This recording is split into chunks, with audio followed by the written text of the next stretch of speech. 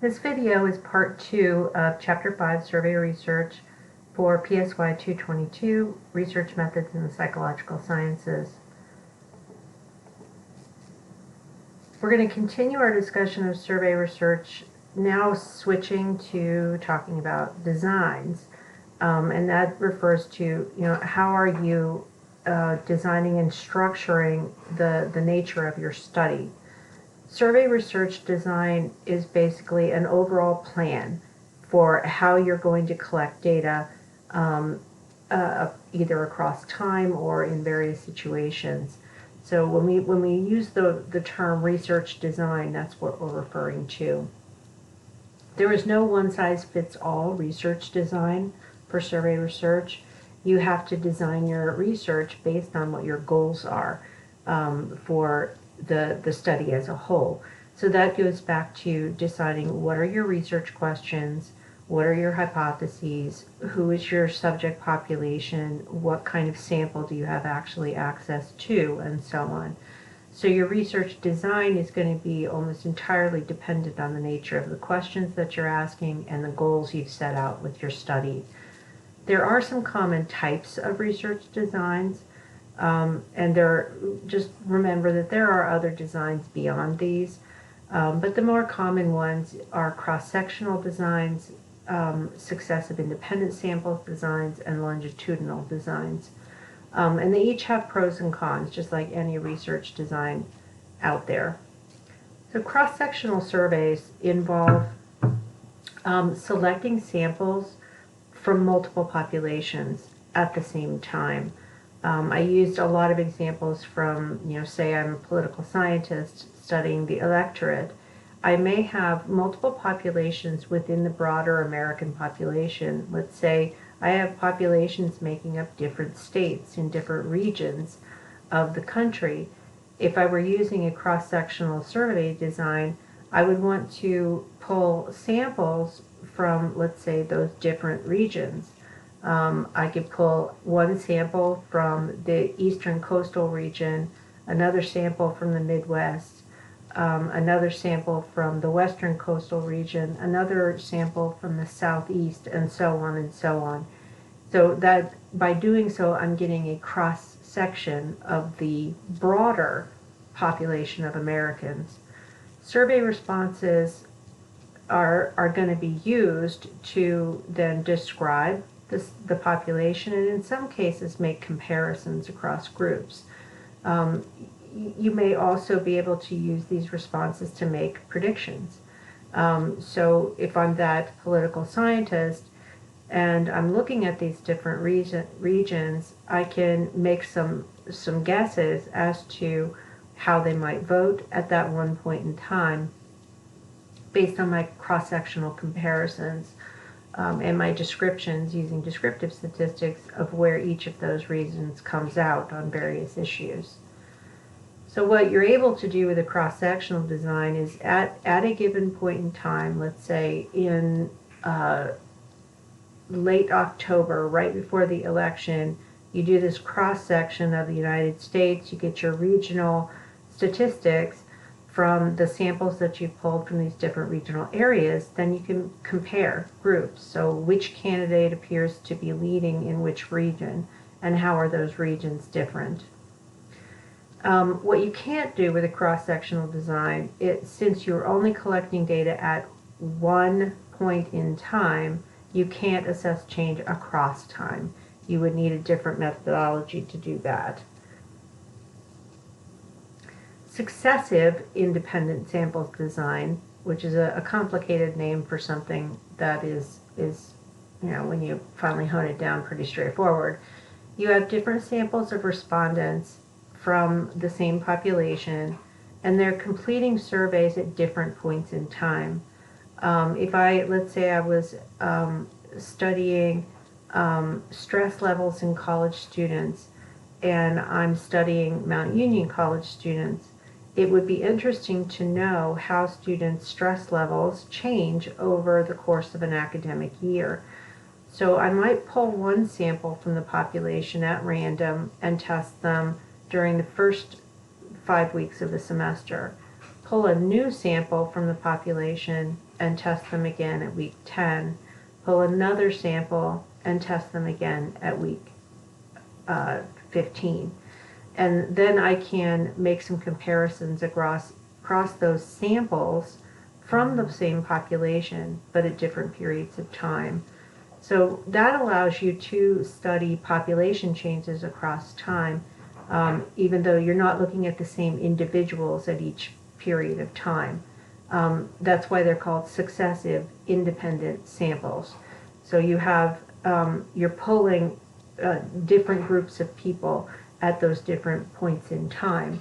And then you're able to make statements. If you've done a good job of sampling, though pulling those samples, then you can make comparisons from time A to time B to time C, for example. One problem is with this particular type of design is you have to be pretty sure that the way you're pulling your samples is equivalent. What if it isn't? So if we look at student populations, for example, what about students who drop out of school or who, for whatever reason, are not able to access my survey? Then I have to ask the legitimate question as researcher, are my different samples pulled at these different points in time, are they in fact different? Are they qualitatively distinct? And that can be a problem in terms of representativeness. Longitudinal studies are an attempt to combat that last issue, although they're not without their problems. Longitudinal designs basically mean that you are surveying the same people, the same respondents, at multiple points in time. And your goal is typically to study changes in individual respondents. So for example, if I'm a developmental psychologist and I want to study changes across adolescence, I may do assessments when kids are 10, come back, assess those same children when they're 12, come back and assess those same children again when they're 14, and so on and so on. And that way I would have that across time picture of change. Now, survey data does tend to be correlational in nature, as stated by your authors. So it is difficult, regardless of the fact that you're following the same people across time, it is difficult to determine cause and effect. So if you're trying to identify variables that may differentiate participants from one another, and you're comparing them in a longitudinal way, the nature of the data still makes it quite difficult for you to isolate any potential causal factors because you're not able to empirically control them. You don't have experimental control or internal validity over a whole host of potential confounding variables in designs of this kind. One really huge challenge with longitudinal research is that people do have a tendency to drop out or become inaccessible in these kinds of designs. What this is called is attrition. So your final sample of people who, if I'm that developmental psychologist and I started taking data from participants at age 10, they're going to be people who move out of the area, who just choose not to respond anymore. Since you're dealing with children, their parents may change their mind and not give you access to those kids any longer. So attrition and dropout rates is a real problem with longitudinal research. It's also, one other problem with longitudinal data is that it's just really hard to do. You, as that developmental researcher, you were talking, dedicating 8 or 9 or 10 years to a piece of research to collect data from the same people over time. And it's very labor intensive and it can be expensive to conduct.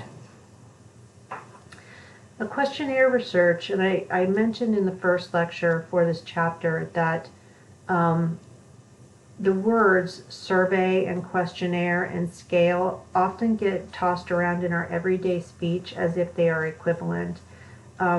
Questionnaire research typically refers to research that involves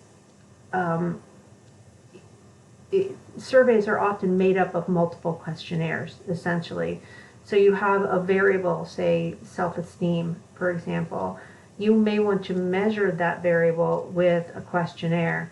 And inside that questionnaire, there may be several scales that you have participants complete.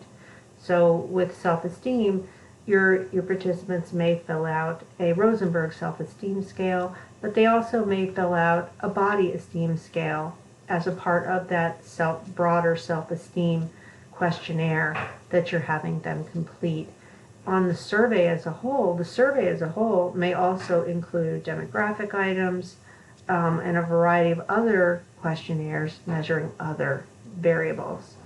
So demographic variables often make up a questionnaire, a component of your survey, and you're going to ask them a set of demographic questions making up that questionnaire. That gives you the ability to describe who your sample is. With other kinds of questionnaires, especially if they're measuring dependent variables that you're interested in, you do have to be careful as a researcher to select questionnaires that are going to allow you with reliability and validity to assess the variables you're interested in. If you're creating new questionnaires, you have to be willing to pre-test them and take great care in how you construct them. A lot of psychology research is dependent on what are called self-report scales that allow you to measure variables that show people's attitudes, their values, their beliefs, their opinions, and so on. Or to make guesses as to how they might behave in a variety of situations. We call them self-report because the participant is telling you, they're reporting to you what their inner thoughts are. Or they may be reporting their memory of their own behavior in the past. That's why we call them self-report. And self-report measures come with a whole host of both advantages and disadvantages. If you want to know how people feel about stuff, you ask them. At the same time, they may be inaccurate or they may just lie to you. So we have to be careful in the way that we construct our questionnaires such that we can get the kinds of responding that we really need out of our participants. Now on the last slide I mentioned reliability. We need to pay attention to both reliability and validity in our questionnaire development and in survey research in general. Remind yourself what reliability is. You've probably learned about this concept and we've talked about it in this class previously. Reliability is all about how consistent a given measurement is. One type of reliability is test-retest, meaning if I gave the same set of questions to participants on more than one occasion, their individual scores would be about the same. They wouldn't deviate very much at all. If they did deviate, it might show that the instrument itself is not reliable. So how is test-retest reliability done?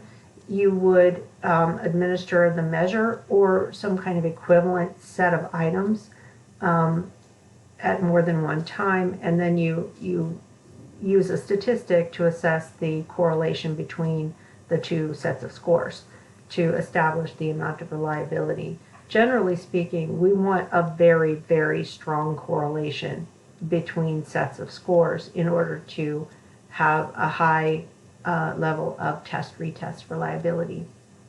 So how can you improve the reliability of a questionnaire or a scale? One way to do that is to increase your number of items, especially items that are measuring very similar phenomenon. Oftentimes scale developers will have multiple items that assess the same thing. Even though participants who are reading those items may go, I just answered this. It's a way of establishing within the measure itself whether or not people are responding reliably. You can also improve your reliability by creating greater variability among the pieces that make up your measure.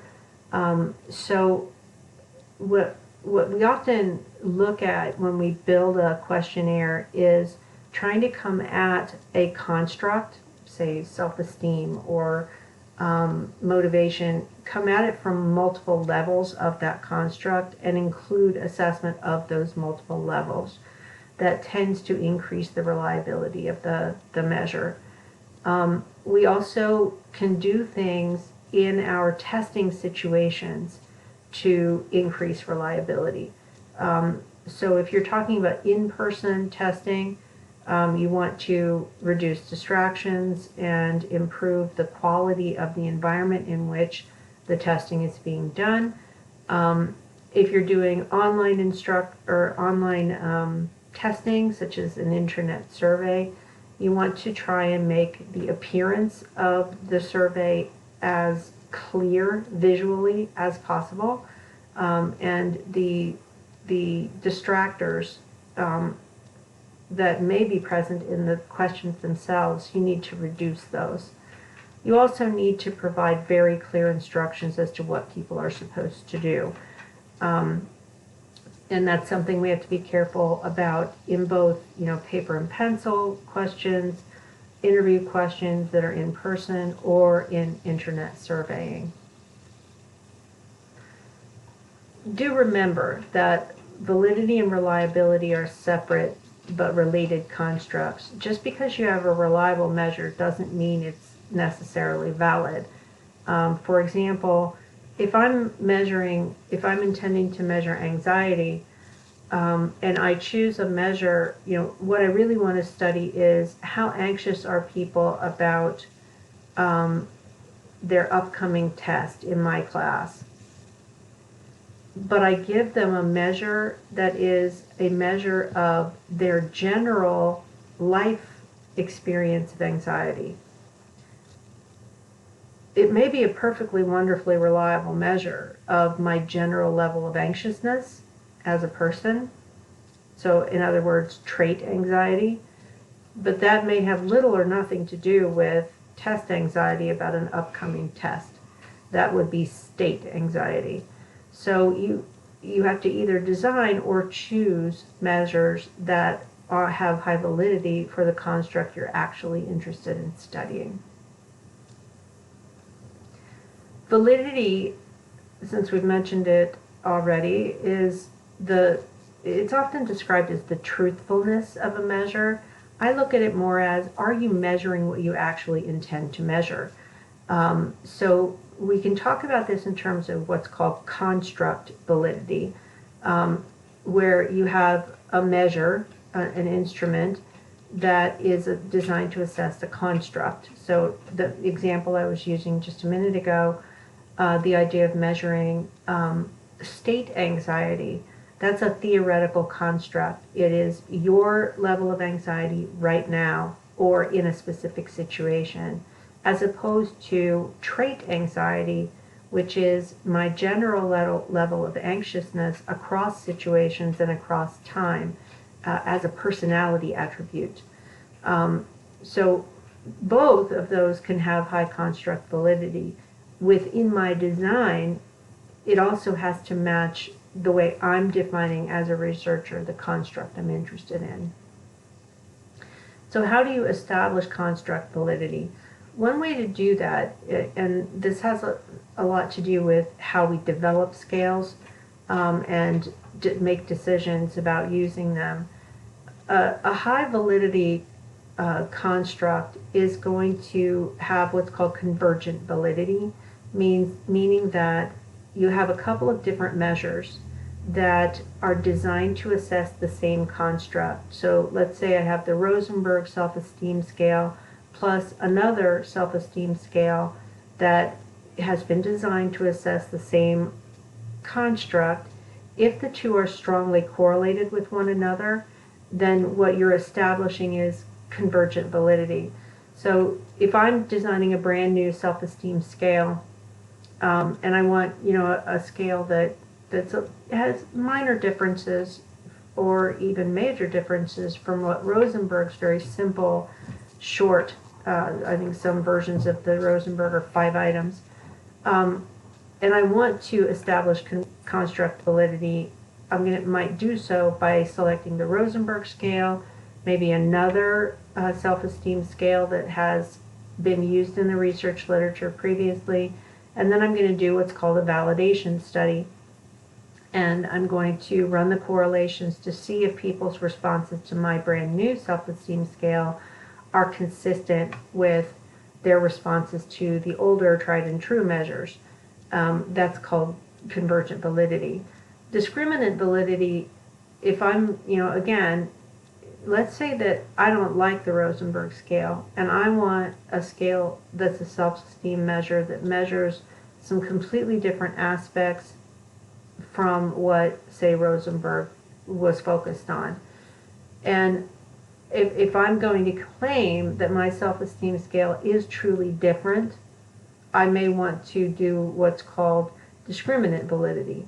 How well does my instrument really tap into something distinctive when I'm comparing my measure of self-esteem with someone else's?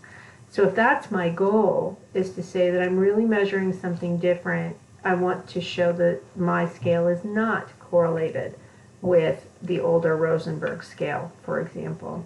So that's discriminant validity.